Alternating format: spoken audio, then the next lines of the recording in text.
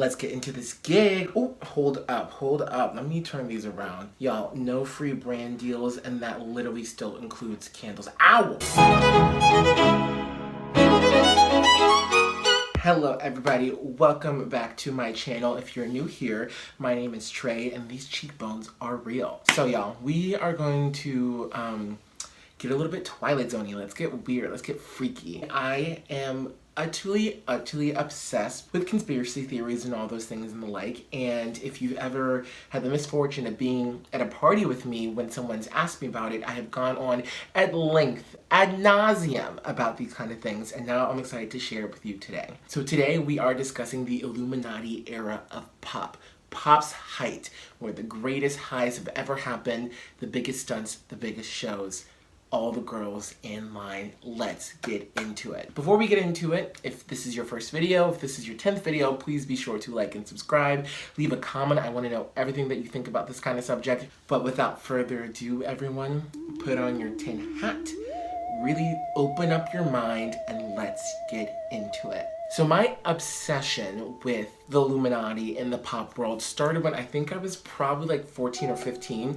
I was at one of my cousin's house and they showed me a YouTube video breaking down Rihanna's Umbrella video, and it literally shook me to my core. It was truly a pivoting, life-changing moment for me, and from that on I have been this sketchy, scary bitch that you see before you today. And I have tried so many times, and many of my friends can tell you that if you give me that inch, I will run with it and tell you everything that I know about it. But I've had this sort of response where people get really freaked out by it. So I am going to, even though I know I have the candles, I couldn't help myself. I really couldn't. Even though the candles are out and it's, dark and spooky, I am really just going to lay out for you the things that I've seen. I'm not making any grand statements. I'm not saying yes or no. This is not to prove or disprove. I am just going to present you with what I've been presented and what I've seen in my own life, and I'll leave it up to you to decide what you think about it. The only rule, the only thing that I ask of you is that I have done this multiple times. I have sat down and shared what I've seen with a lot of people, and what happens every single time is that people get freaked out, defensive, and then leave.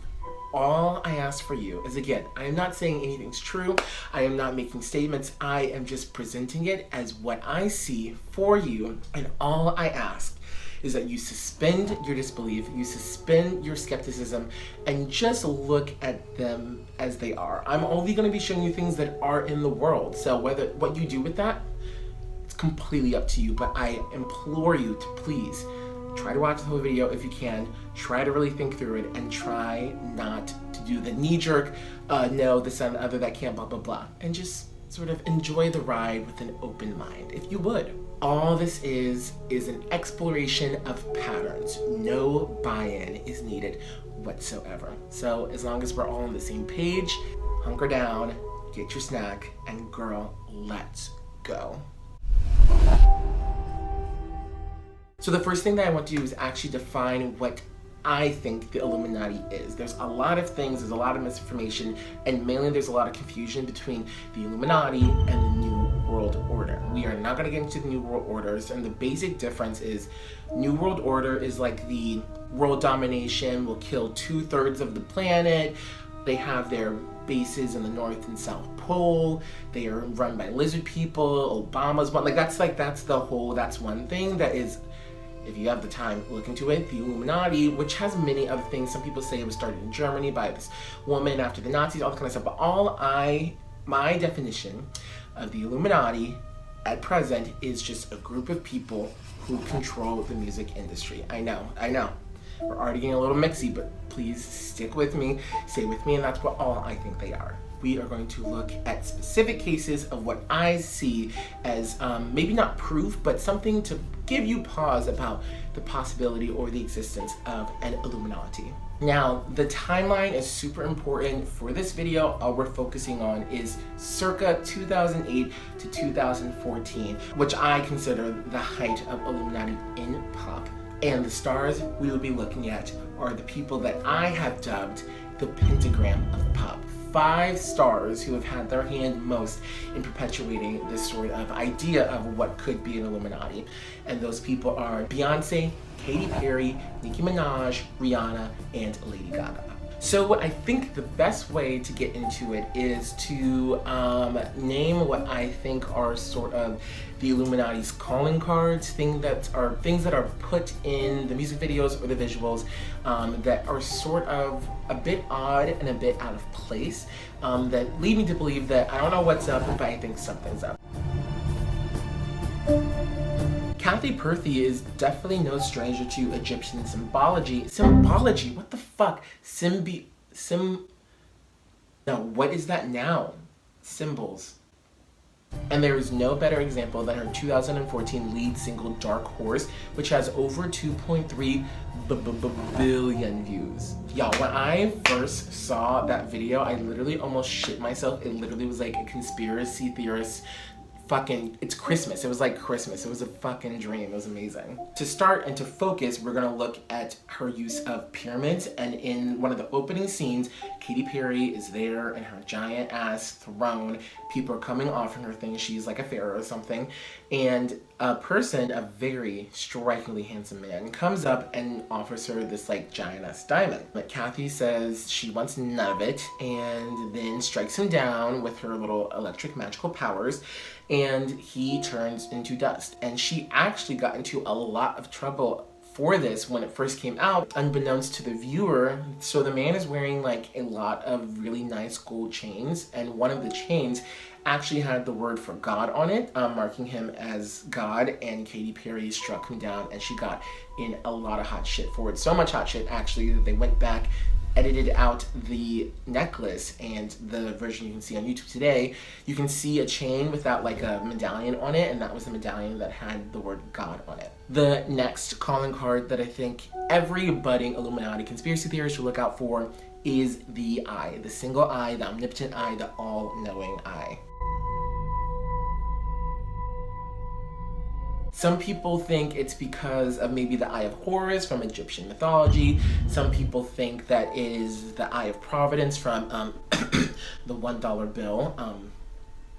Looking at you, George. But in general, it just represents surveillance, being all-seeing, and sort of otherworldly knowledge. Inspirational icon and the first artist, Lady Gaga, is no stranger to a little omnipotent eye moment as well. In fact, if you look back at the videos from that era, that 2008-2014 era, specifically focusing on her debut album singles, an alarming number of the thumbnails involve her with just one eye. Her debut project came out in 2008 and was called The Fame or The Fame Monster, depending on who you ask, and it was wildly successful, and her obsession with the one eye thing has followed her all throughout her career, even to her SNL opening monologue. I think a driving force of why there's so much talk of the Illuminati, specifically in the music industry community, is because the whole point is that Illuminati gives you fame. You give something to them, you sacrifice something to them, and they get you to the top of the charts, and they give you the fame that you've always wanted. We are in the age of 1,001 pop stars, and for your debut to stick, you need buy-in on all sides. Gaga's not the only one who seems to have paid a little bit more than money for her shot at the top. White Whitney Houston, Jessie J, can be seen using the same Illuminati calling card for the thumbnail of her wildly successful price tag debut in 2011. What's interesting is that this type of signaling doesn't seem to come from smaller, more independent artists. It is sort of always done by a debuting artist backed by a massive label. And you can kind of discount it as whatever you want, but it is odd that the same small thing was done by multiple artists over multiple different labels throughout time, and sort of nothing has been explained about it, nothing's been said about it or acknowledged, you know. I mean, if you wanted to discount it, you could, but with an artist debut from a major label, every single detail, every single sequin, every single cut, every single color is so thought out. There's so much money poured into it, and for this sign to make it into the thumbnails of all these artists, I don't know. Again, it just kind of makes you wonder. Okay, so this is where things get a little bit mixy. And at this point at the party, if I'm telling people about this, this is where people start to opt out and shut it the fuck down. and I just kind of look completely nutso. But I want to make it clear, I am not saying that anyone worships anyone. I'm not saying X person sold Y thing to Z. I'm not saying any of that. I am just putting to you things that the artists have put out. And I'm just presenting to you what's already in plain sight in just a new, different context. Very important to remember. The most sensationalized part about the Illuminati, and I think why people are super interested in it, is because of the entity's connection to Satanism and the devil and that kind of stuff and those things like that. So I think that's where people get the most sort of tripped up, the most sort of frenzied about it. And just because of that, I think it's only fair to investigate only 2 instances of this. Again, not saying anything wide sweeping about anyone, but just where people are sort of getting this feeling from. The first deals with our benevolent Creole overlord Beyonce Giselle Knowles-Carter. If you care, there was like a lot of things on the internet about her alleged witchcraft and sacrifices and voodoo curses and dead kittens and all that kind of stuff. There's a lot out there. I implore you, if you want to, go look at that. I'm not talking about that in this video because it's really pretty much all hearsay and there's no real, I don't know, it's all sort of backdoor conversations, and again, I don't know how credible those are. They are interesting if you would like to see it, but that's just not, we're only reporting here what we can see in plain sight. But what is not a coincidence or is not a rumor is this ring that Beyonce has had for a couple years that she wears pretty often. And the ring, it looks like it could be a deer head or part of an elk or something, but if you look closer, what the ring is actually Baphomet. Now, Baphomet is a goat deity who's associated with the Knights of Templar, and through A, B, C to the Z is a staple in the occult world, but we don't really have to get into that. Again, just to Google away. He has his own Wikipedia page. And also the other thing is that Baphomet is not an inherently dark and evil thing. He shows up in the tarot deck on the devil card, but the devil card doesn't mean the actual devil. It just means when you are sort of a slave to something or you're still holding on to something, that kind of stuff. And his actual drawing, it shows that he's sort of a being of balance, like he has good and evil, light and dark, man, woman, human and animal, that kind of stuff. So it's more of just like a balance thing than an outright like evil thing. The only weird thing, and again, I don't know her entire closet, is that Beyonce doesn't seem to be a repeater in the largest sense, and she has had this ring for many years, and it sort of keeps popping up on stage and off. And she's also so devout, like she's a very open Christian. She was literally part of a group called Destiny's Child. So it kind of seems out of step for her to have this ring in the first place. Now, in Madame Giselle Knowles-Carter's defense, she has stylists. I'm sure she doesn't pick out every single piece of clothing she wears.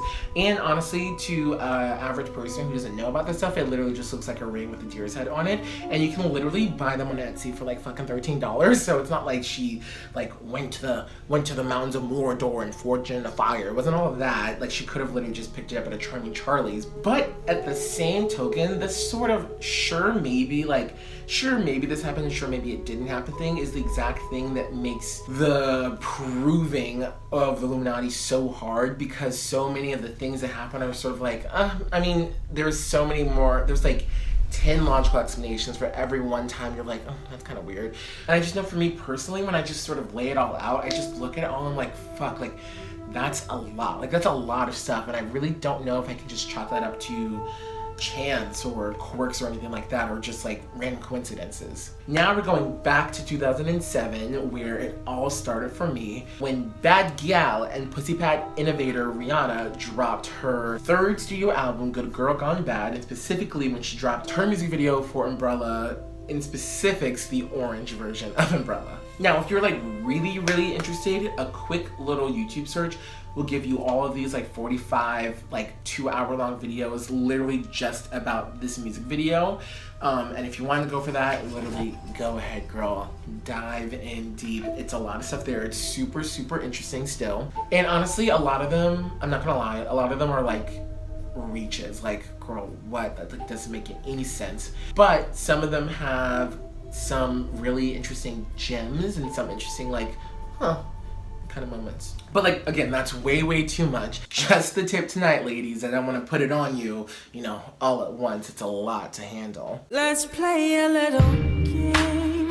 just between you and I. Now, right before the bridge, Rihanna gets in the buff and starts, rolling around in some melted nickels before, just hanging out in what you may ask? A big ass triangle. Nothing to see here, I assure you. Not even the strong bang obscuring one eye in the video the whole time. Now, she's in the triangle playing Twister by herself for a minute, and then it happens.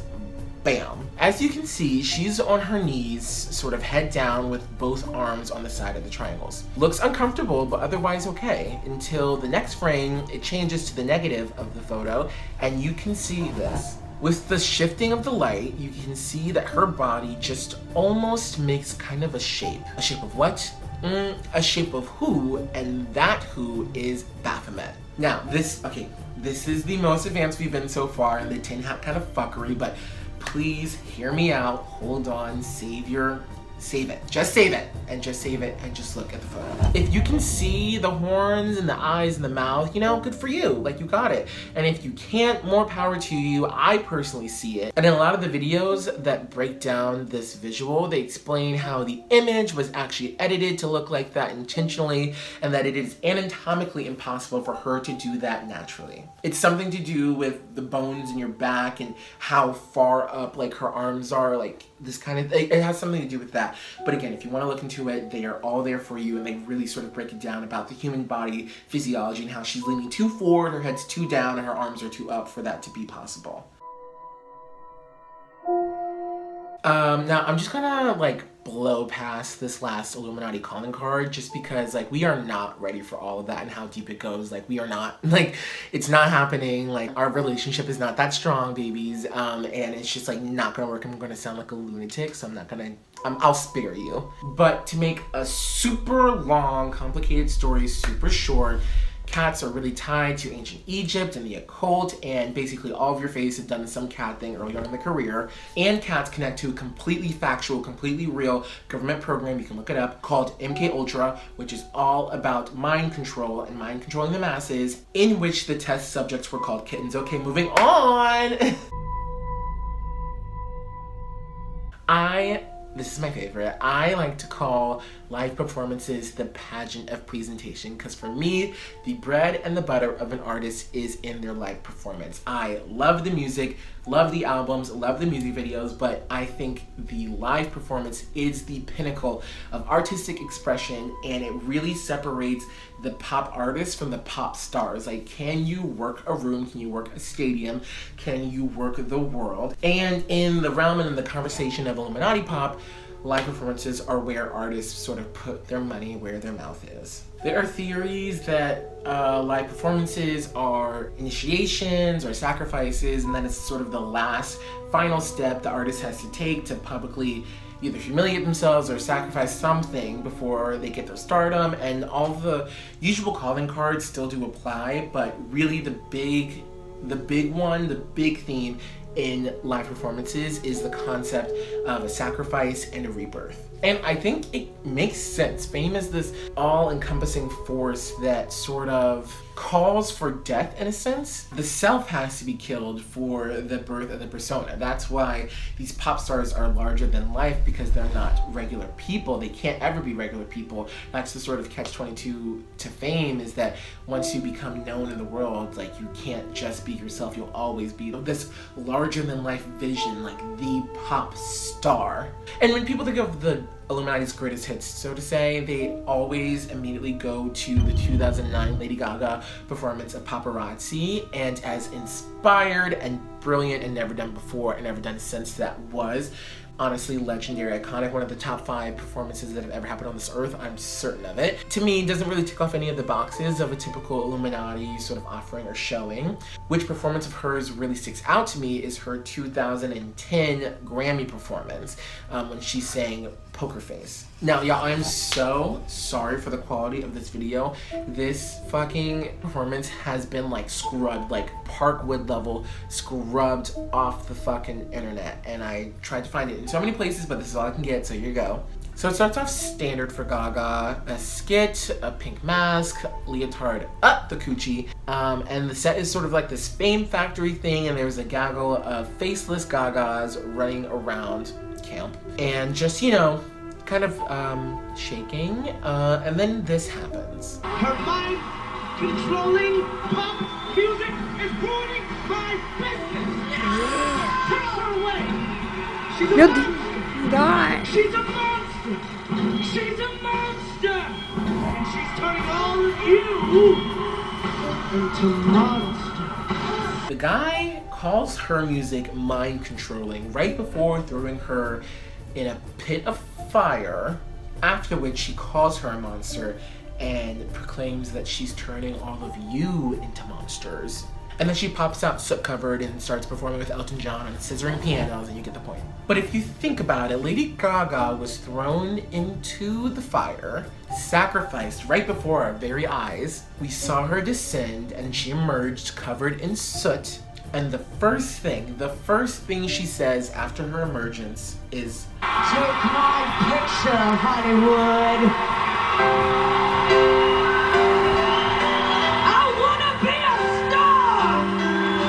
"Take my picture, Hollywood. I wanna be a fucking star." I don't know. It's pretty like heavy-handed, but I abide by the rule that the easiest place to hide something is in plain sight. And speaking of plain sight, what was more plain sight than the iconic, infamous, and just truly groundbreaking Grammy performance in 2012 by Miss Nicki Minaj, our last point on our Pentagram of Pop. The Illuminati extravaganza was brought to us when Nicki performed Roman Holiday. Now there is a lot of backstory about why she chose Roman Holiday and all that kind of stuff, but what resulted was a pretty iconic performance. This is sort of like the most overt, most saturated Illuminati happening we have on record. I mean, it literally has everything. It has fire, religious imagery, weird possession speak, a brown dress with a pink lip, a choice, and we get a full live exorcism. Wow. The performance generated a lot of buzz and helped solidify her in the canon of sort of iconic pop culture moments, but it also, unfortunately, famously got her blackballed from the Grammys, and she is still, to this day, without her Grammy win. So what happened? I thought the Illuminati was this big fancy fame machine where you put something in, you get out, you know, a #1 record. Like, where did it fall apart? Why did Nicki Minaj do this whole big show for them and they didn't show up for her? Well, the answer is racism. I'm kidding. I mean, maybe, I don't know. I think it's pretty safe to say that Nicki's performance was kind of the beginning of the end of like Illuminati's reign in mainstream pop music. But over the next couple of years, maybe some things would pop up here and there, but like nothing really to like super shake the table, you know? And for the most part, it kind of went quiet and it kind of faded away without sort of a big bang ending or any explanation or acknowledgement of what even happened. I think there is too much out there to deny everything. If it looks like a duck, if it quacks like a duck, it's a duck. But the problem with the Illuminati and the pop situation is that we don't even know what a duck is. We know there's something, but we still don't know what that thing is. Honestly, if you ask me, I think it just became an outdated marketing tactic.